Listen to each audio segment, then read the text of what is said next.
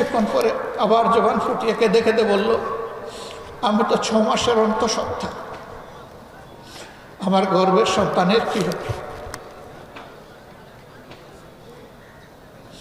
ও যখন দুনিয়া আসবে, মুখে যখন কথা ফুটবে, তখন বাবা ডাকবে কার?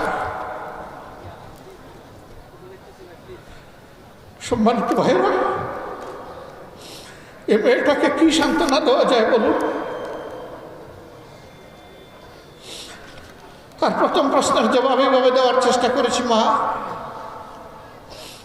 এখন থেকে তুমি এবং তোমার এই পরিবারের লোকগুলো আমাদের পরিবারের সদস্য।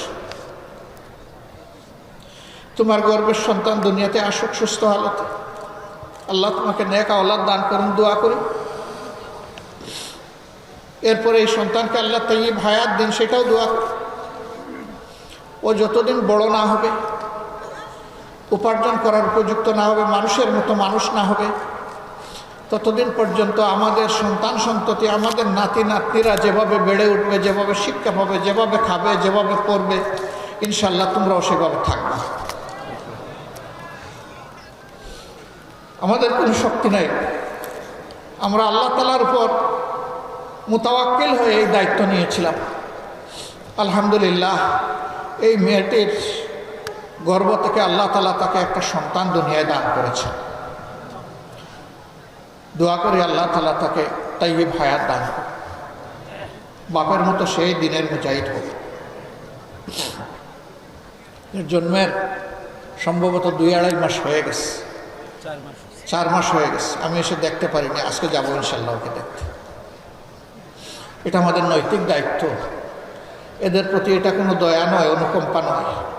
যারা রক্ত দিয়ে আজকের এই পরিবেশ আমাদেরকে দিয়ে গিয়েছে, তাদের কাছে আমরা এবং সারা জাতি ঋণী এবং কৃতজ্ঞ। এই ঋণের দায় আমাদেরকে আজীবন পরিশোধ করতে হবে শ্রদ্ধার সাথে। এরকম যত শহীদ বাংলাদেশে আছে, আমরা তাদের প্রতি কৃতজ্ঞ, আমরা তাদের কাছে ঋণী। সাংবাদিক বন্ধুরা আমাদেরকে প্রশ্ন করেছেন, আপনাদের দলের কতজন শহীদ হয়েছে? আমি বলেছি, যারা শহীদ হয়েছে আমরা তাদের দলের মানুষ, এবং যারা শহীদ হয়েছে তারা সবাই আমাদের দলের মানুষ। আমরা জামাতে ইসলাম হিসাবে আমাদের দল নয়, আমরা মানবজাতি হিসাবে আমাদের দল।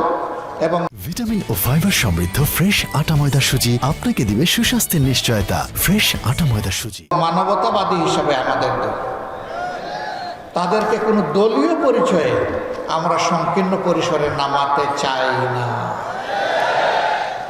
তারা আমাদের জাতীয় সম্পদ, জাতীয় বীর।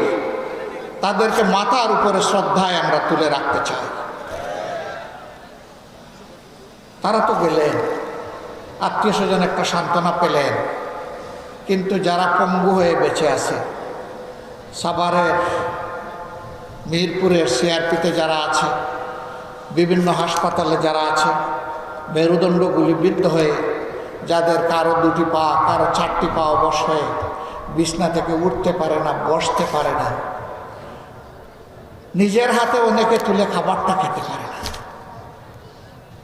আল্লাহ তাআলা, ও প্রভু, তুমি এই জিন্দা শহীদগুলোকে কবুল করো। এদের জন্য উপকারী বন্ধু তুমি নিয়োগ করে দাও। বাকি জীবন কোনো না কোনো মানুষের উপর তাদের নির্ভর করতে হবে। মানুষের অন্তরে তাদের প্রতি শ্রদ্ধা এবং ভালোবাসা আল্লাহ তুমি পয়দা করে দাও। এরা বন্ধু, আমাদের মানবিক জ্ঞান বলে। আল্লাহ তো মুর্দাকেও জিন্দা করতে পারেন, অসুস্থতায় সুস্থতার নিয়ামত দিতে পারেন, কিন্তু আমাদের মানবিক জ্ঞানে বলে এরা আর কখনো জীবনে উঠে বসতে পারবে না, হাঁটতে পারবে না। আবার আমাদের কলিজার টুকরা বুকের সন্তান, গুলি করে অনেকের 2টা চোখ বন্ধ করে ফেলা হয়েছে, দেখে না। আল্লাহ চোখ দিয়েছিলেন তার সৃষ্টির সৌন্দর্য দেখা এবং তার শুকরিয়া আদায় করার জন্য, কিন্তু জালিমরা তাদের 2টি চোখ কেড়ে দিয়েছে। এরাও আজীবনের জন্য জীবন্ত লাশ হয়ে গেল, জীবন্ত শহীদ হয়ে গেল। আল্লাহ এদেরও সঙ্গে হোক। আমি হাসপাতালে 8 তারিখেই আগস্ট মাসের ঢাকার বিভিন্ন হাসপাতালে আহত বন্ধুদেরকে দেখতে গিয়েছিলাম। তাদের বেডের পাশে বসে জিজ্ঞেস করেছে, কেমন আছো তুমি? বলে যে আলহামদুলিল্লাহ ভালো আছি। দরাজ গলায় বলে, আলহামদুলিল্লাহ ভালো আছি। তোমার এক হাত নেই, এক পা নেই, কারো দুই পা নেই, তুমি ভালো আছো? বলে যে হ্যাঁ আলহামদুলিল্লাহ ভালো আছি। এত কষ্ট নিয়ে ভালো আছো কিভাবে? বলে যে কারণে রাস্তায় নেমেছিলাম আমাদের উদ্দেশ্য সফল হয়েছে। কি কারণে রাস্তায় নেমেছিলে? আমরা স্বাধীনতার জন্য লড়াই করতে নেমেছিলাম, আমরা স্বাধীন হয়েছি। আল্লাহু আকবার। তার হাত নাই, পা নাই, চলে গেছে, চোখ নাই, চলে গেছে, সেদিকে খেয়াল নাই, বলছে যে জাতি স্বাধীন হয়েছে। একটা গোষ্ঠীর, একটা দলের জোর করে চাপানো গোলামি থেকে এই জাতি মুক্তি পেয়েছে। সম্মানিত ভাইয়েরা,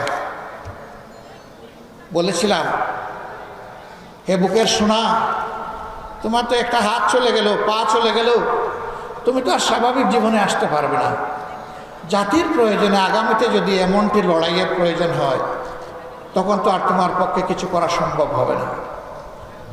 চিৎকার দিয়ে বলে অবশ্যই হবে। যদি আল্লাহ আমাদেরকে হায়াত দেন অবশ্যই হবে। হাত একটা জাতির জন্য গিয়েছে, প্রয়োজনে আরেকটা হাতও দেবো ইনশাআল্লাহ।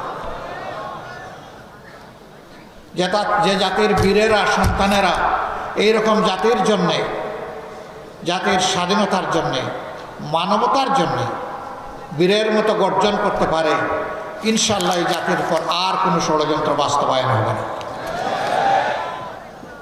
প্রিয় ভাইরা, 10 মাসের সন্তান কোলে মা নেমে এসেছিলেন রাস্তায়। ঢাকার রাস্তায় সাংবাদিক বন্ধু প্রশ্ন করেছে, আপনি কি কাজ করেছেন? এই অবুঝ শিশুকে কোলে নিয়ে আপনি রাস্তায় এসেছেন, মুহুর্মুহু গুলি চলতেছে, একের পর এক শহীদ হয়ে যাচ্ছে, পঙ্গু হয়ে যাচ্ছে, রক্তের বন্যায় রাজপথ ভেসে যাচ্ছে, আপনি কেন এই অবুঝ শিশুকে নিয়ে রাস্তায় নেমে আসলেন? আমার এই মা জবাব দিয়েছিলেন, শিশু এই কুলে যেটা দেখছেন এইটাই আমার একমাত্র শিশু নয়। আজকে বাংলাদেশের রাস্তায় 56,000 বর্গ মাইলে যতগুলা যুবক যুবতী নেমে এসেছে সবগুলো আমার শিশু, আমার সন্তান। আমি ওই সন্তানদের সাথে সংহতি, একাত্মতা প্রকাশ করার জন্য রাস্তায় এসেছি। আল্লাহু আকবার। 7-8 বছরের একটা ছেলে হাতের মধ্যে ইটের টুকরা নিয়ে পুলিশের দিকে তেড়ে যাচ্ছে। যুবকরা তাকে থামানোর চেষ্টা করছে। এই তুমি কি করছো? কি করছো? তুমি ছোট্ট মানুষ, এই গুলির সামনে তুমি এইভাবে আসছো কেন? যে আন্দোলন করতে এসছে। কেন আন্দোলন করবো? ওরা আমার ভাইকে খুন করেছে, আমি প্রতিশোধ নেব। কে তোমার ভাই? বলে যে আমার ভাই আবু সাইদ। তোমার বাড়ি রংপুর? না, আমার বাড়ি ঢাকায়। তো আবু সাইদ তোমার ভাই হয় কিভাবে? ওই যে জাতির মুক্তির জন্য লড়াই করেছে এবং জীবন দিয়েছে, সেই তো আমার ভাই। এই ছোট্ট শিশুটির মগজের মধ্যে, তার কণ্ঠের মধ্যে এই কথা কে দান করলেন? আল্লাহ রাব্বুল আলামিন। যুবকরা বলতেছে তুমি যাও, আমরা তোমার পক্ষে লড়াই করব। ঝাঁকুনি দিয়ে বলতেছে ছাড়েন মিয়া, আপনার আন্দোলন আপনি করেন, আমার আন্দোলন আমাকে করতে দেন।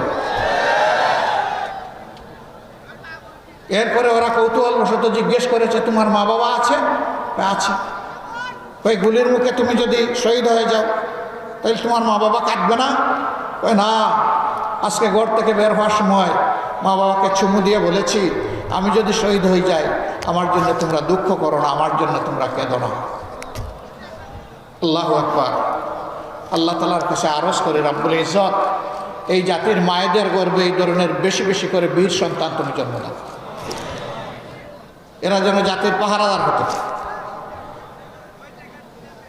সম্মানিত ভাইয়েরা, এই দেশে অনেকে শাসন করেছেন, আগামীতে হয়তো আল্লাহ যাদেরকে পছন্দ করবেন তারা এই জাতির খেদমতের দায়িত্ব পালন করবেন। আমাদের সন্তানেরা এত এত রক্ত কেন দিল, জীবন কেন দিল, পঙ্গু কেন হলো? তারা চেয়েছে সমাজ থেকে সব ধরনের দুঃশাসন এবং দুর্নীতির কবর রচনা হোক। 5 তারিখের পরে রাজশাহী, যেটাকে এডুকেশন ভিলেজ বলা হয়, শিক্ষার গ্রাম, অসংখ্য শিক্ষা প্রতিষ্ঠান আলহামদুলিল্লাহ এখানে আছে। এটা আল্লাহর এক নিয়ামত। আমি আশা করি 5 তারিখের পরে রাজশাহীতে কোনো চাঁদাবাজি হয় না। রাজশাহীতে কোনো চাঁদাবাজি হয় না। এখানকার মানুষ ভদ্র, এখানকার মানুষ বিনয়ী, এখানকার মানুষ সৎ। কেউ চাঁদাবাজি এখানে করে না, ঠিক না? এখানেও চাঁদাবাজি হয়, এখানেও ফুটপাত দখল হয়, হাট বাজার, বালুমহাল, জলমহাল, বিভিন্ন যানবাহনের স্ট্যান্ড সবগুলাতে দখলদারি হয়।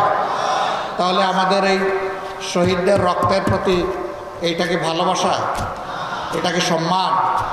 এই কাজ যারা করেন বিনয়ের সাথে তাদেরকে অনুরোধ করে এই কাজটা ছেড়ে দেন, মেহরবানি করে এই কাজটা করবেন না। আমাদের শহীদদের আত্মা কষ্ট পাবে, মানবতা অপমানিত হবে, লাঞ্ছিত হবে। বন্ধু, এই কাজটা ছেড়ে দেন ভাই, আল্লাহর রাস্তায় এই কাজগুলো ছেড়ে দেন, এই কাজ আর করবেন না।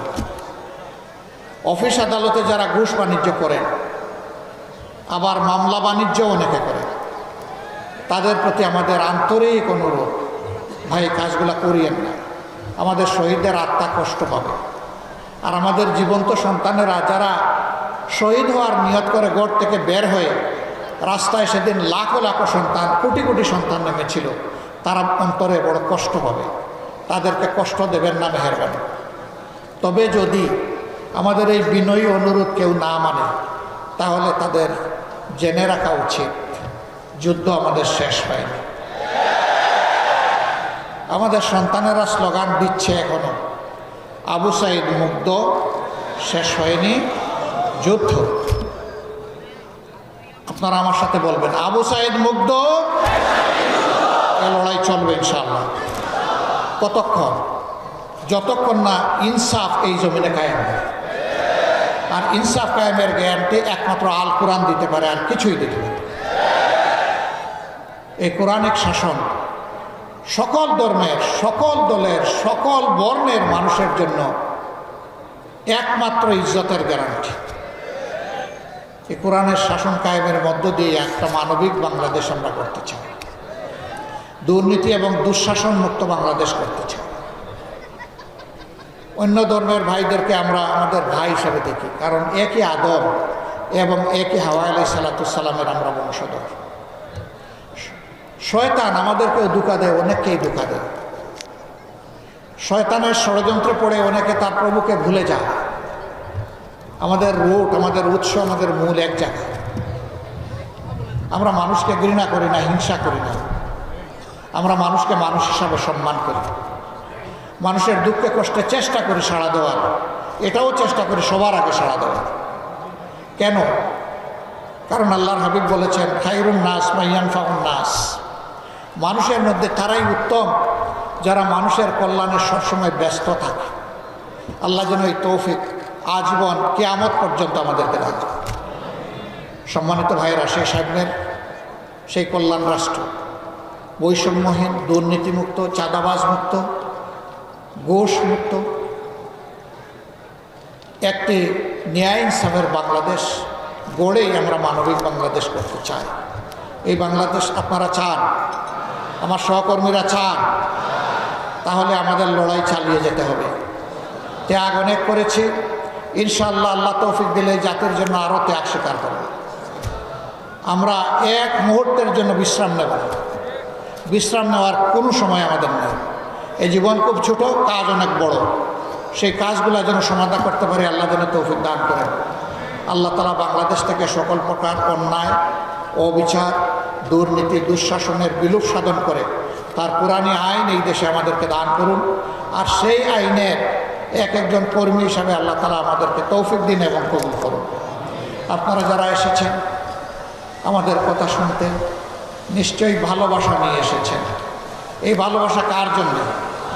আবার বলুন, কার জন্য এই ভালোবাসা? একমাত্র আল্লাহ তাআলার জন্যে।